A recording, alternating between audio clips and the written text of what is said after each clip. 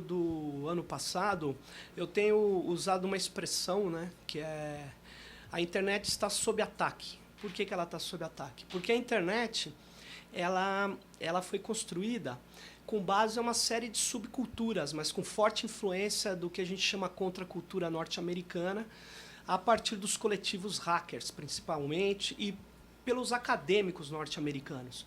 Né? E o sociólogo Manuel Castells até diz assim, a internet é uma improvável intersecção entre a contracultura, a Big Science e projeto militar.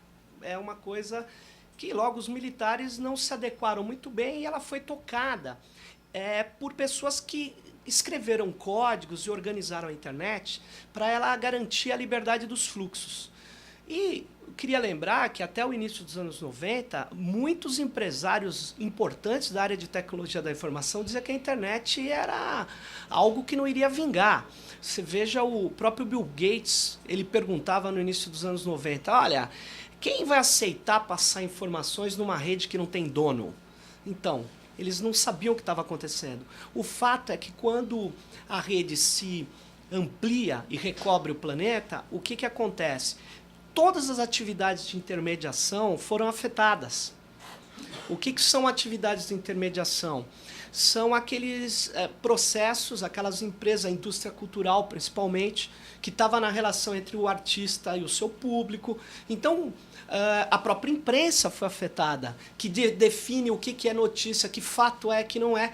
Tudo isso foi afetado com uma rede distribuída. Pois bem, essa questão da rede distribuída, ela de fato, do ponto de vista lógico, é muito difícil de controlar.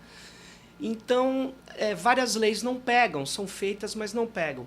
Mas o que esse pessoal percebeu recentemente? Essas indústrias de intermediação e esses segmentos mais conservadores dos vários países. Eles perceberam que se eles responsabilizarem os provedores e o controlador da rede, ele passa a fazer filtros mais eficazes. Então você veja, na França o Sarkozy, ele alegando que a indústria cultural, a indústria principalmente de música, perdeu muita grana, ele está criminalizando, de certa maneira, o peer-to-peer.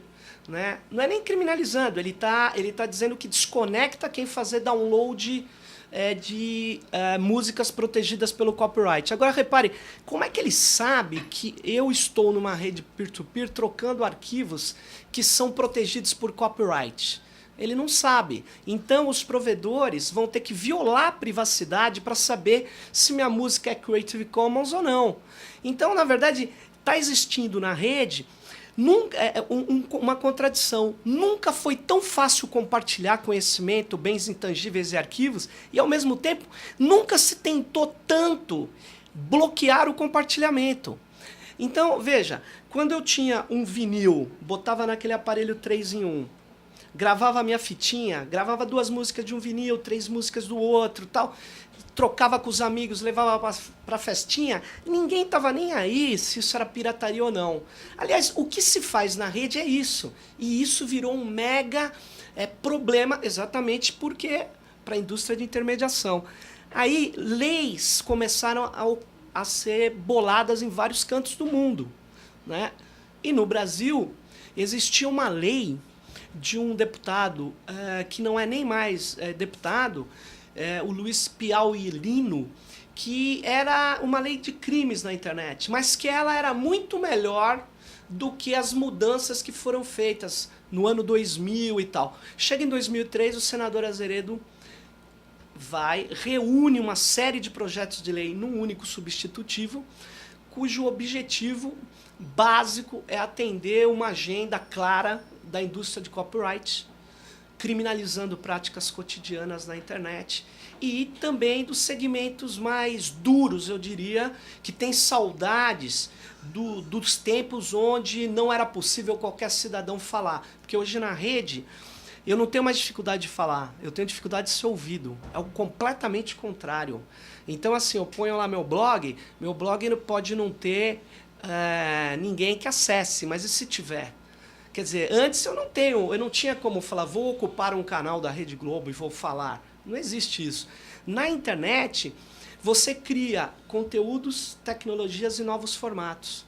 Você não é... Bom, eu posso criar a web 3D, eu não preciso pedir autorização para ninguém, desde que ela funcione, desde que as pessoas queiram participar dela, eu escrevo um protocolo, acabou. Então, essa liberdade de criação também incomoda. Incomoda aí as companhias de telecom. Por quê? Porque elas acharam que com a expansão da internet elas iam ganhar muito dinheiro com telefonia fixa. E cá entre nós, o que acabou acontecendo é a queda da telefonia fixa por causa da voz sobre IP. Então, esse mundo da rede é o mundo que está sob ataque. O que exatamente está sob ataque? A liberdade dos fluxos e a criatividade. E aí você tem diferenças para cada país, mas os países têm vários tipos de ataque. No Brasil é esse, que a gente chama de AI-5 digital. Por quê? Porque ele torna procedimentos que são para investigação, que são até plausíveis, mas que são exceção em regra da rede. Então todo mundo passa a ser suspeito até que prove o contrário. Aí não dá. Aí o que está acontecendo? Eu acho que houve uma mobilização, né, que começou muito tímida de vários lados, aí pesquisadores de cibercultura, professor André Lemos da Bahia, eu e o Caribé aqui no Rio, a gente fez um abaixo-assinado, acabou tendo mais de 140 mil assinaturas, e era para ser só para professores. Várias mobilizações começaram a ocorrer, vários atos presenciais, atos públicos, como se fazia antigamente, muitas manifestações contrárias, artistas passaram a perceber que eles também poderiam ser prejudicados. O que acabou acontecendo foi que a gente teve uma mobilização muito grande no Brasil, que nos outros países não teve, e nós conseguimos parar esse projeto lá. O próprio Ministério da Justiça, ele ficou ali em dúvida no que estava acontecendo, e recentemente o presidente da República foi no Fórum Internacional do Software Livre e falou que esse projeto era um ato de censura. Então você veja, a situação limitou ainda mais o espaço desse tipo de coisa. Agora, o que a gente tem que fazer? Soterrar esse projeto, ele não pode ficar aí. Ele tem que ser votado contra, ele tem que ser soterrado, e acho que a gente tem que aprovar uma lei de direitos civis na internet. O que é direito pra gente, né? Por exemplo, eu tenho o direito de navegar sem ser vigiado? Bom, tem uma parte da sociedade que diz que não. Tem uma parte, espero que a maioria diga que sim. Se então peraí. Então a vigilância é exceção quando eu sou suspeito. Se eu não sou suspeito, ninguém pode me vigiar.